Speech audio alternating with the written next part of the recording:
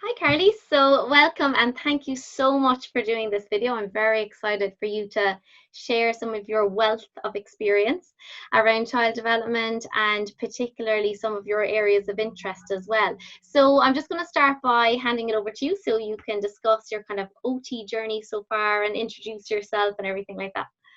Lovely. Thank you so much, Jess. It's so lovely to be here. So yeah, I'm Carly, and I run my own developmental play academy, the Carly Budd Developmental Play Academy. So I've kind of stepped out of traditional OT in that I'm actually now doing a lot more teaching, sort of like train the trainer type courses, so I'm putting out courses out there. But originally, when I qualified 12 years ago, I went straight into paediatrics. Actually, I was on a rotational post and went into paediatrics, absolutely loved it, and then a permanent post came up. This was in the NHS. I'm not sure if you do like rotational posts. We do a little bit of it, but not as much. You do it very well in the UK, and a lot of actually Irish OTs will go over to do those rotational. Yeah, I had a couple of Irish OT colleagues and friends actually on the rotation that I was on. So I went on to this rotational post, but actually never left paediatrics. I just loved it so much. A permanent job came up and I just went for it.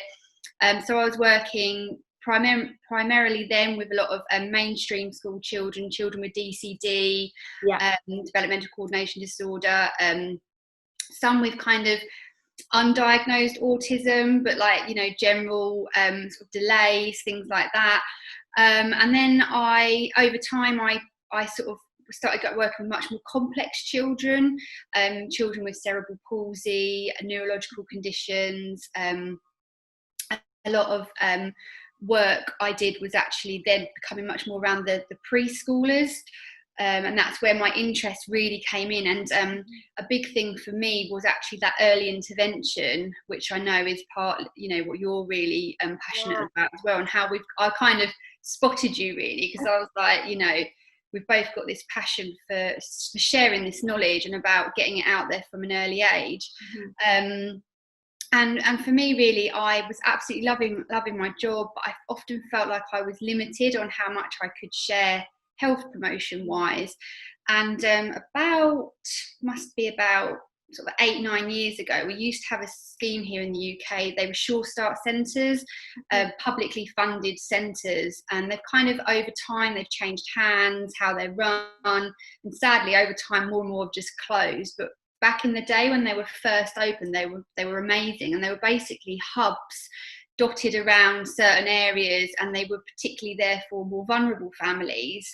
And I used to do a lot of work working from these community centres, doing a lot of health promotion. So these were like typically developing children, neurotypical children, but doing a lot of health promotion.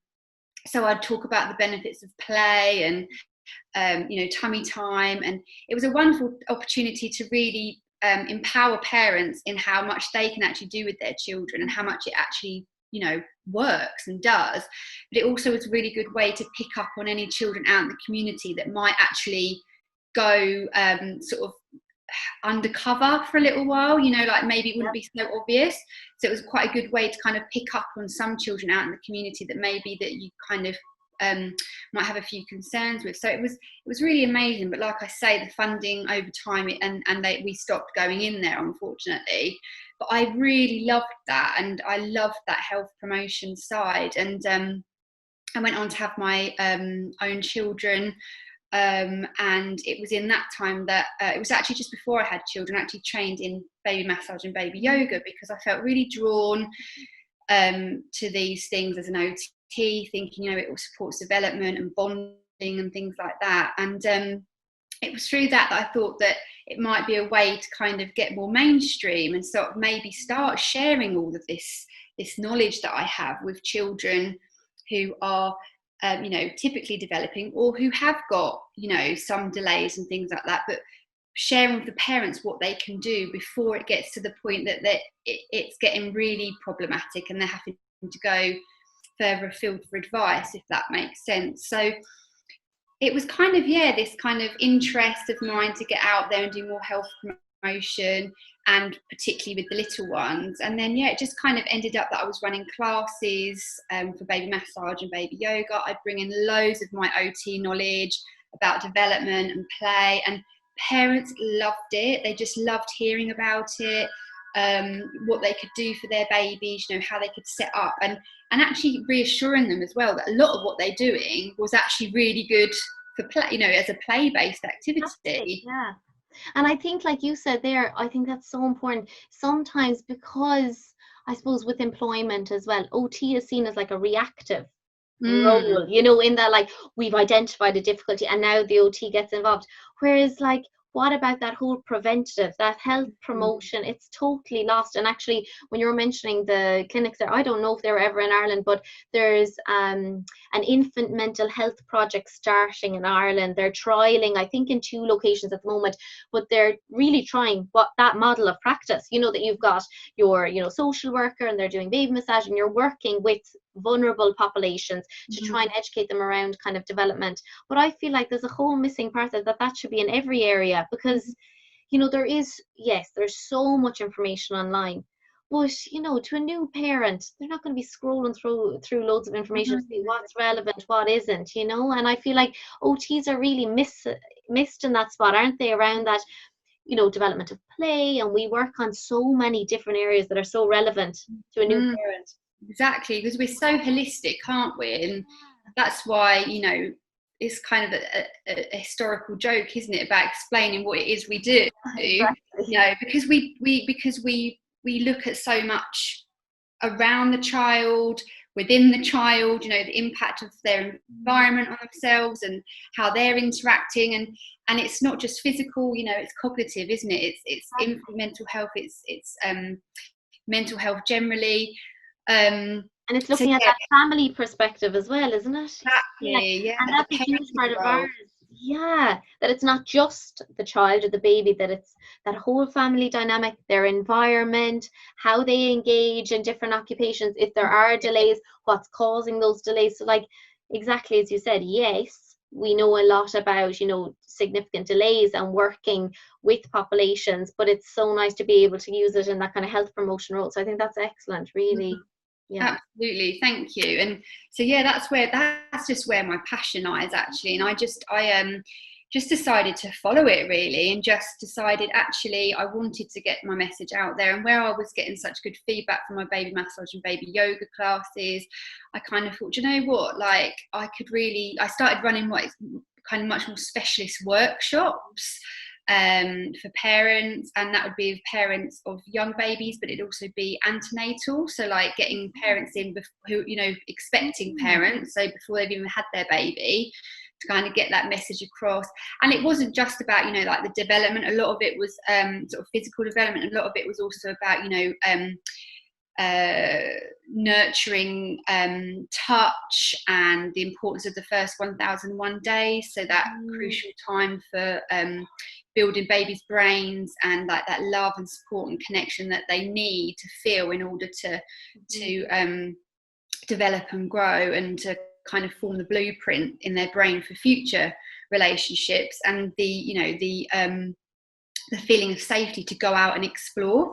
So a lot of it was all around that, and then I ended up becoming a lecturer so I trained with Blossom and Berry infant massage and yoga training school, and I'm now actually a lecturer for Blossom and Berry as well. So I actually now teach people to be baby massage and baby yoga instructors. Again, I throw in a lot of my OT knowledge in there, and I'm actually their sort of resident OT as well. So I do a lot of the kind of stuff around, particularly around sensory processing and development and things like that. I kind of bring in that viewpoint, so that's really exciting. And then it was last year that I decided actually I wanted to go much more specialised for on my own 2 feet and run my own course. And so I put out my tummy time course, which has been really successful. So good. I'm doing it at the moment. I really. Oh, thank you. Yeah, it's so. Thank you. I think your passion for it is so infectious when you're like listening to it, and that's what's so important. That kind of way. but also so digestible. You know, the information you give, it's so easy to kind of comprehend, and I suppose integrate with the learning we already have and stuff like that. So it's Yeah, thank you. It's really good to hear, because it's interesting, because it's actually attracted lots of different people. So I've had fellow occupational therapists, I've had physiotherapists, speech therapists. I've also had baby massage teachers, baby yoga teachers, or people who are out there running baby classes, midwives. And that's amazing, because for me, the passion is about getting the message out there. So I kind of felt like, yes, I could run a class for my local mums here in Colchester, where I live, and that would be amazing. But actually, if I could teach other people all this stuff that I'm really passionate about, I can spread the message even further. And I can also, you know, whoever it is giving that message can put on their take on it and their learning as well. So, you know, I'm a big sharer, and I love to yeah, share and learn. And but also like how it's so easily to like you can integrate that in so well in terms of like the infant massage, baby massage training that I have done. The tummy time comes in perfectly, that you could actually build yeah, it into one session, you know. So I like that it doesn't have to be, you know, like when I run a lot of the baby massage, obviously a lot of the questions I get are around, you know, OT questions as well. So I can only imagine if people are running the baby massage, parents do ask child development questions, you know, all the time, yeah, so like having that little bit of knowledge, like you said, around tummy time, so they're giving the right information as well. You know, they're absolutely. not saying, oh, I think you can do it. Like parents really need to know. And I love that about the course you've given. You're like, this is really where we'd like to build it up to. This is how long a child should be spending on it. Because sometimes developmental milestones, definitely for children, it's very varied. It's not like a linear, you know, it's really not linear. But at the same time, they're so important to take notice of, you know, and also to kind of, I suppose, recognize that, you know, tummy time and these and different play positions is so important, you know, that kind of way, and just sometimes communicating that to families. So I think I love the kind of ethos of it, because I think baby massage is really well used by parents. A lot of parents go to baby massage courses now, don't they, with their babies? So it's a great Yeah, platform to share, really. absolutely. It felt like a really aligned path to take, because it fits so nicely, as you'll know, with OT. And it kind of was exactly that, like the platform and the space to add in this other, and it's very natural. It kind of comes in naturally with it. And I just felt that uh, with my community of teachers, like massage teachers and yoga teachers, they'd often ask me lots of questions, which I was more than happy to give the answers to. But I was a little bit like, do you know, I've got something here that I could share with these people and give them that confidence. Because like you say, that some of these people haven't got, you know, like the background that we've perhaps had in child development and working with children with delays and things like that. And sometimes a little bit like frightened or unsure, and like not wanting to give the wrong information, so rather just not say anything. And I think actually that it's like just boosting people's confidence and saying, actually, you know, this is the right information. But like you say, but it's within a spectrum of you know, what's right for that child, and it's following their cues. So And I think, yeah, exactly. Every child is so individual. And that's why it's nice in the baby massage groups. You don't have loads and loads of babies and parents, you know, you just have, you know, your small group. And I suppose, you know, it's kind of a different role as a therapist in that position. Do you agree, Carrie, that like when we talk about like therapeutic use of self and us as the therapist with an older child, it's very clear. You know, you might be doing activities with them, or you might be coaching the parents to engage. But when it comes to babies and their parents, how do you feel, I suppose, you therapeutically use yourself in the room or with those families? it's a really good question, actually, because you're right. It's not that clear cut when you're with a baby, because for me, I think you've got to be really respectful of that parent and baby sort of relationship, that unique relationship. So you don't want to kind of come in sort of manhandling and I mean, I don't know about you, but I love getting straight in there and handling the babies. Like, I love it, but at the same time, you've got to kind of have that respect there. So it's a really good question, because I think a lot of it comes down to holding the space for those parents, so you therapeutically use yourself, as a presence there for them to explore these different these techniques, these ways of bonding with their child. And I'm a very sort of bubbly, jokey person. You know, I'm quite, you know, like funny. Like I like to say I'm funny. I think I'm funny. Maybe nobody else does. But like I use a bit of like humour, Yeah. obviously appropriately. But I like to. So I use my own personality, and that's what therapeutic use of self is, isn't it? It's using your personality. Yeah. And to make people, I make them as much as I can feel comfortable, but whilst also reading between the lines the cues that the baby's giving, but also the parent. And you know, sometimes I'll get a very anxious parent, and you obviously have to adapt the way that you're perhaps giving information or asking things, or you know, trying to get them kind of looking at it from a bigger perspective. You know, I've had parents that have been so hard on themselves and not seeing that actually what they're doing is amazing. And it's kind of, it's so, and then you get another parent that's really chilled and you know, actually just thriving on just having time out and doing something with the baby. And then that same parent can also, they can flip between the two. So sometimes you've got to, I think as a therapist, you've got to really read the situation, haven't you? Because I think I don't know about you, Jess, but I find that working with families, it can be quite emotive. You're working with a lot of you know, emotions, you know, first time parents, sleepless nights, and for your slightly older children, you know, if there are concerns around development, then there's that anxiety. So for me, I think my therapeutic use of self is being a reader of the situation and knowing, and knowing which stance to take, and it's about building that rapport, isn't it? And that trust, and knowing that you know, I'm there to ask questions. I'm not there to judge, and I'll always give you information in a way that is digestible, but it isn't preaching, you know, because I think that's the thing with particularly when you're with mums and babies, dads and babies, families and babies, they feel like so much information is just bombarded at them.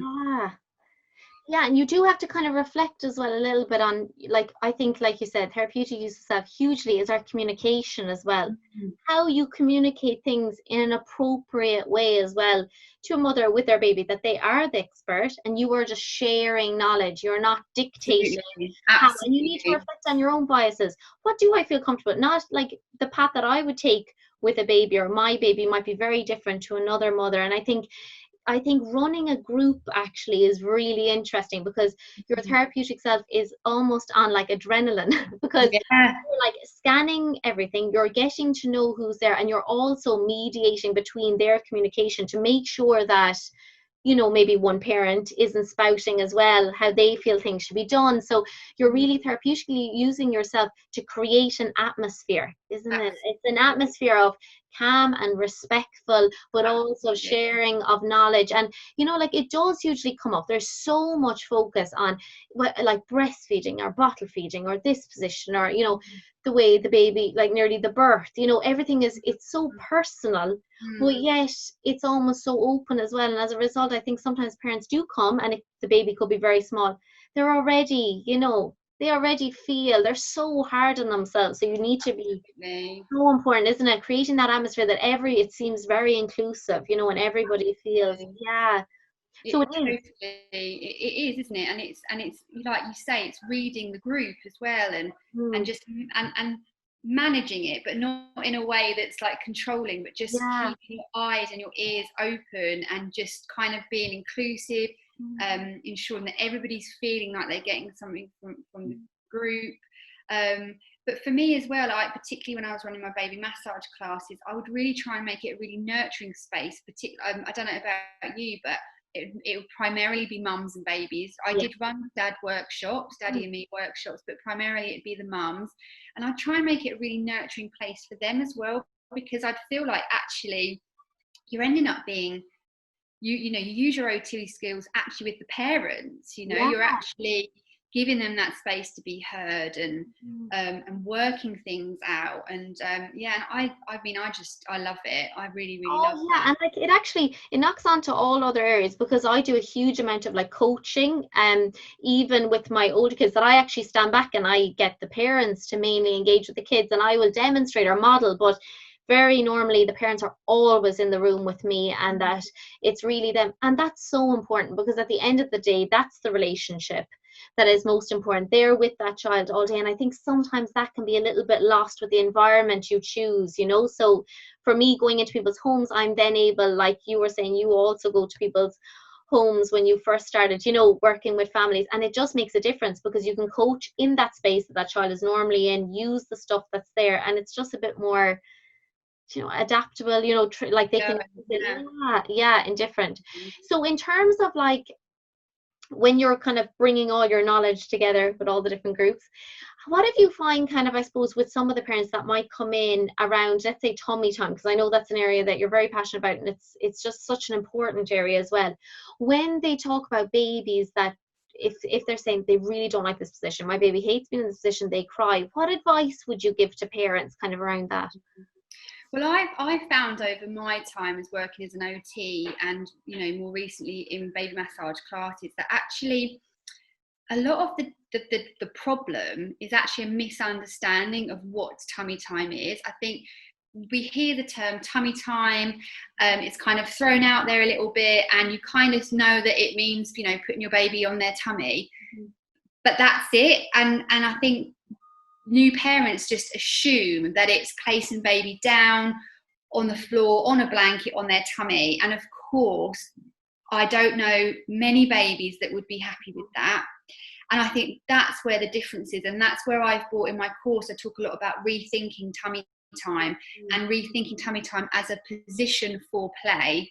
So it's not just a position just to be in, it's a position for play or playful interaction. So it's something to do with your baby in that position.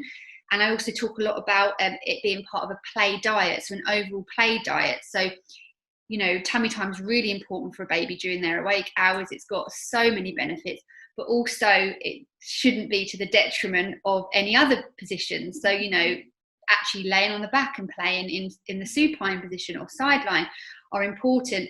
And I think when parents realise that actually tummy time actually starts right from birth, when you have baby on your chest and you're in a reclined position, in the lovely tiger in the tree pose across your arm, it's very, very empowering for parents when they realise that actually tummy time can be a really nurturing, loving experience.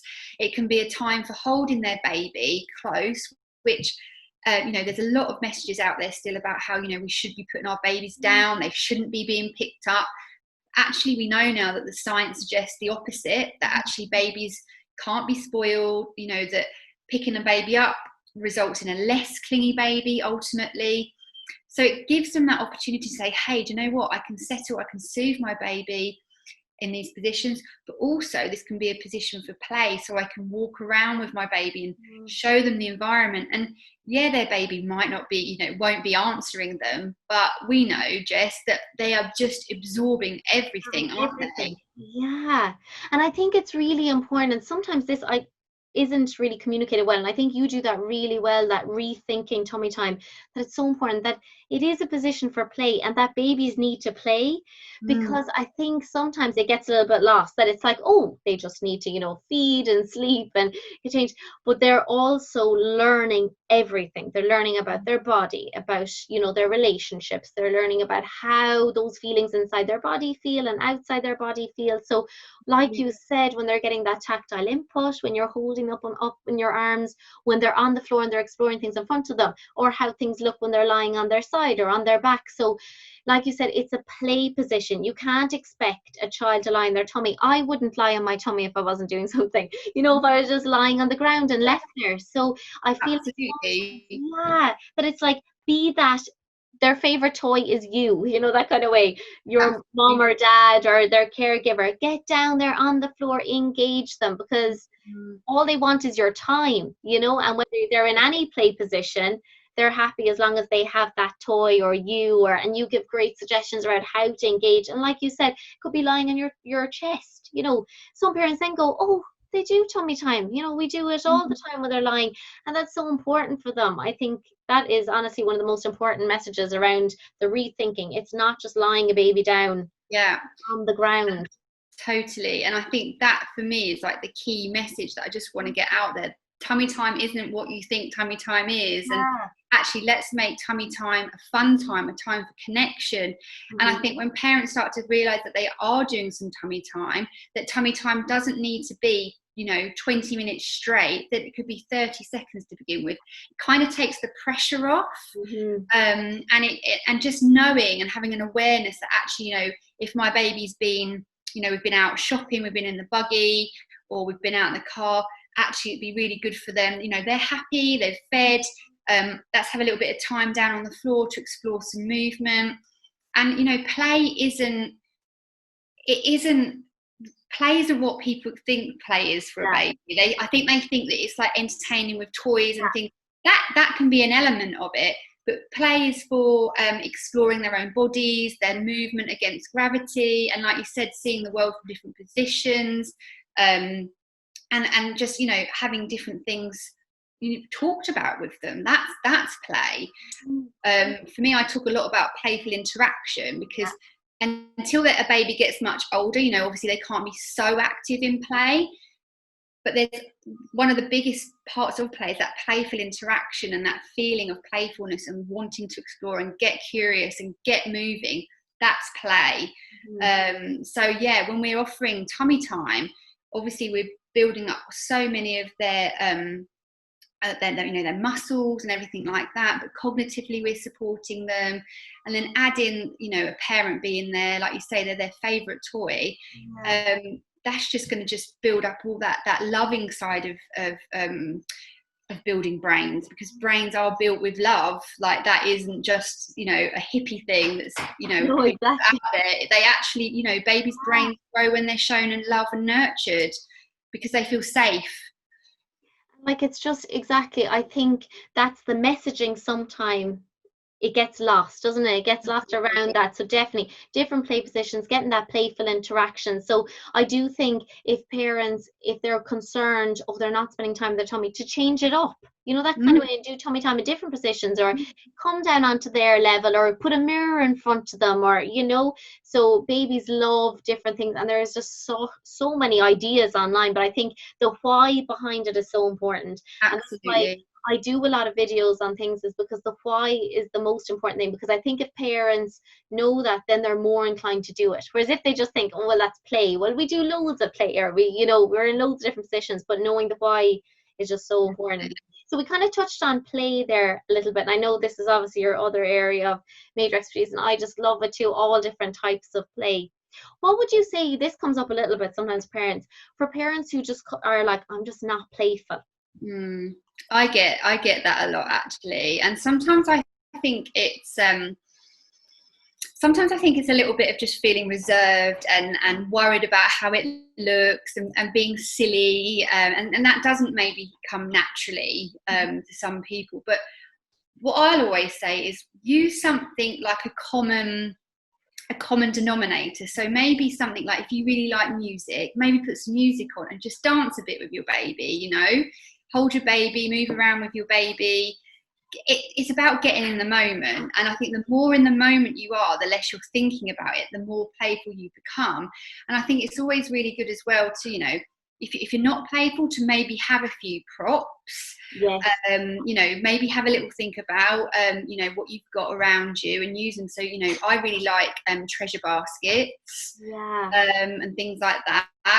But maybe have a box of things that you change up. It could be a book, it could be some different materials, it could be some musical instruments, and just have it in there, and just get curious, and don't put the pressure on yourself to suddenly be this all performing exactly child entertainer. That's not what it's about. It's just about getting in the moment with your child, really, and smiling and laughing.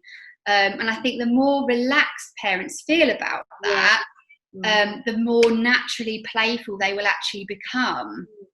And it is that kind of self-care for the parents as well.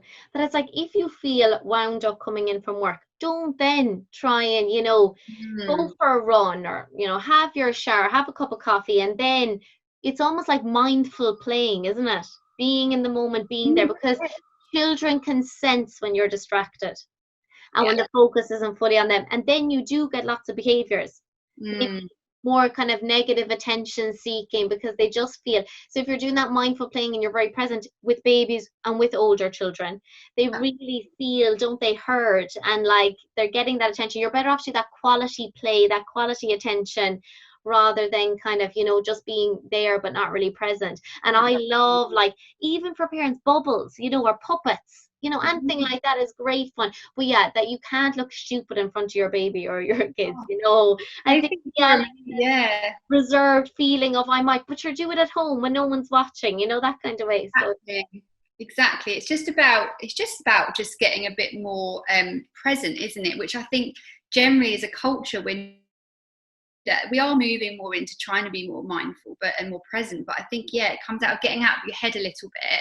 But yeah, bubbles, puppets, you know, anything like that really that you can use, read stories and maybe add in a few silly voices if you feel able to. But yeah, certainly having even like a box of props there and yeah. choosing a time that works for everybody. Mm. Because, and actually I think as well, a big thing is putting phones aside as well, because phones are amazing, they connect us, but I think sometimes they can be a real distraction as well. I mean, I can hold my hands up and say that I can get distracted by my phone, and that's, Yeah. we're human at the end of the day.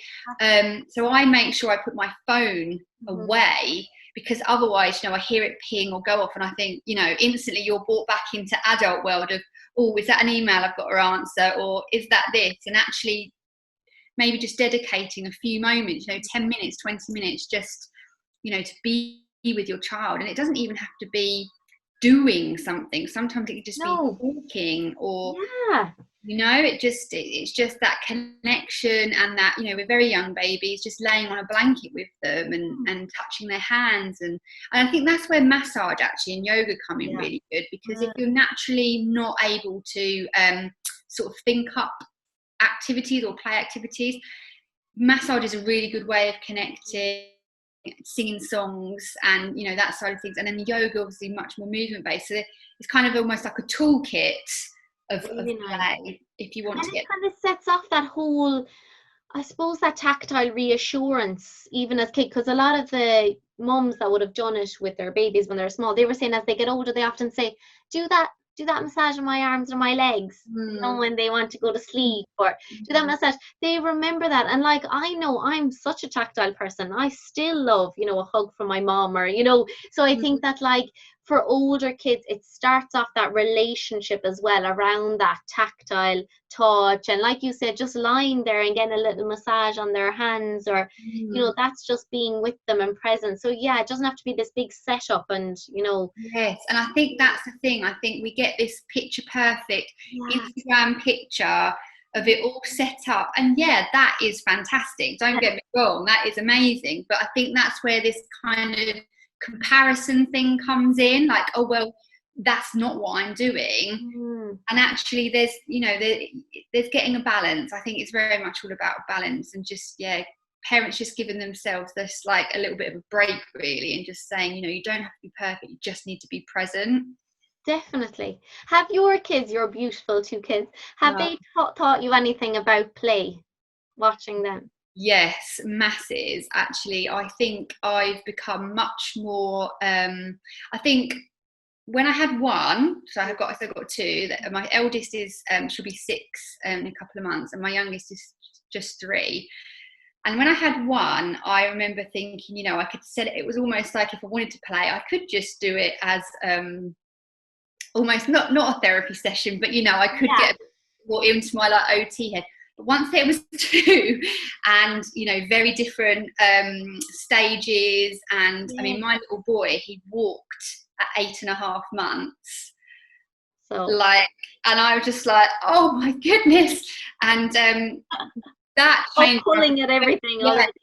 Yeah, and that changed my perspective a bit actually around play in terms of in a busy family. And actually that's where I think I become much more about like the playful interaction, and actually, you know, I could include my youngest with my oldest, even though he couldn't do the stuff she was doing.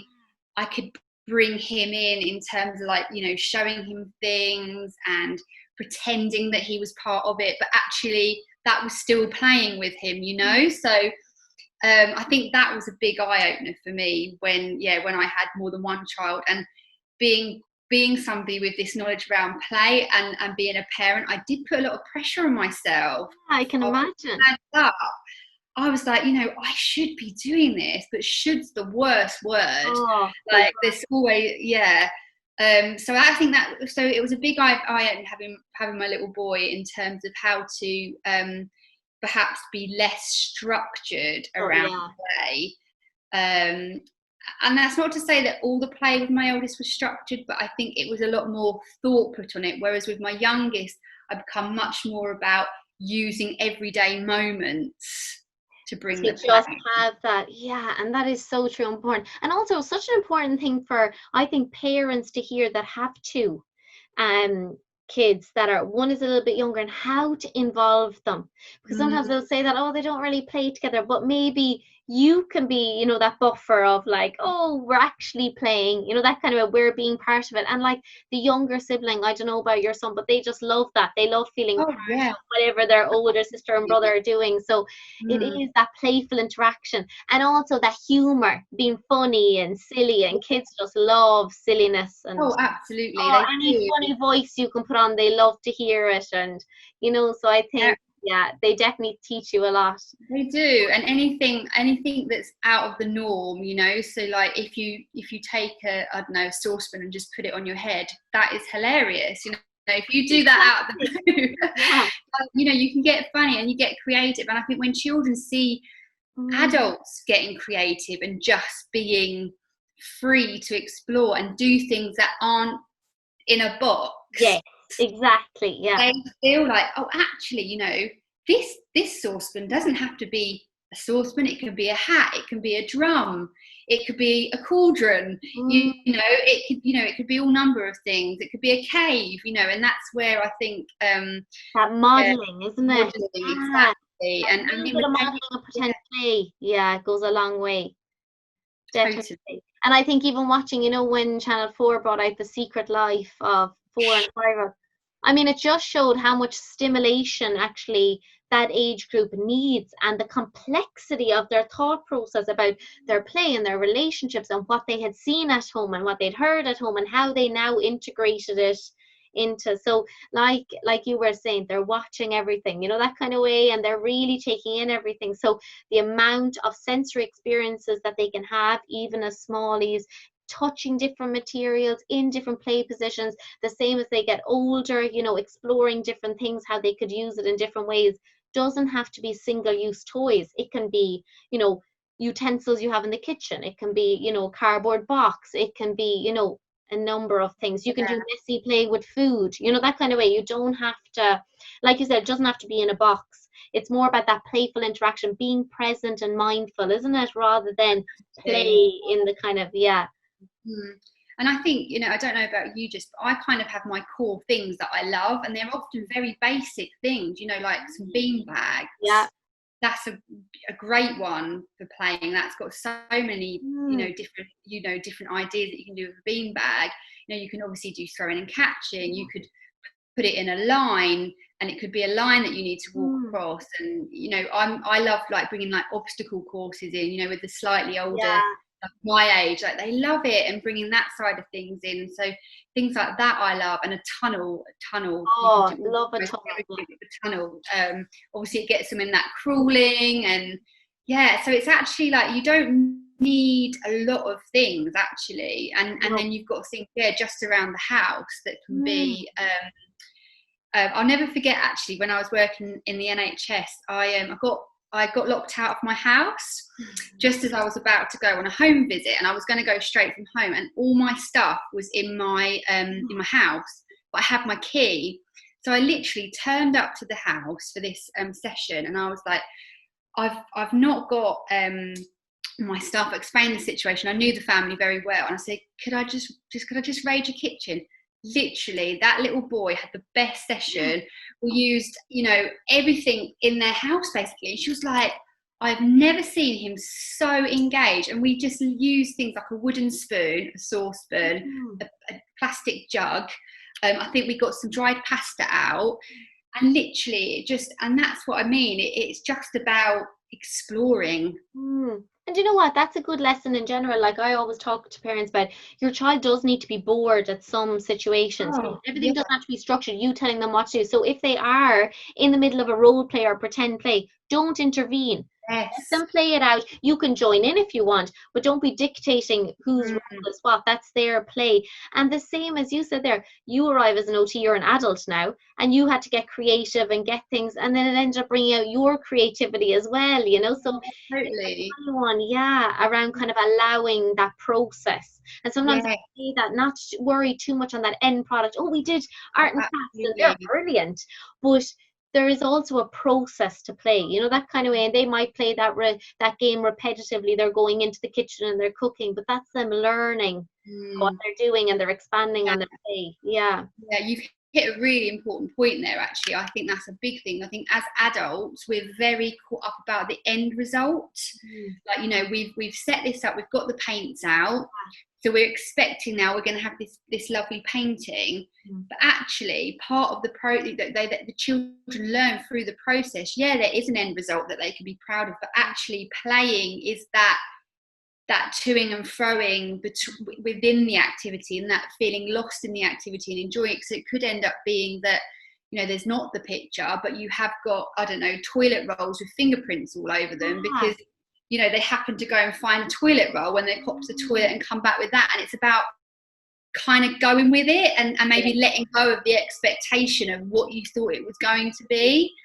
I think that's a really important lesson for any of, like, I suppose, newly graduated OTs who are watching as well, and who have looked, I suppose a lot of when you're doing the study and theoretical, you're talking about that outcome measure, that, the end product. And I think actually the most important lesson when you're newly graduating, you're just working in pediatrics, it is about the process, and that it's not about the end product, and that actually in the process, that's when you do start to see maybe some of those difficulties and how you can remediate them and how you can introduce.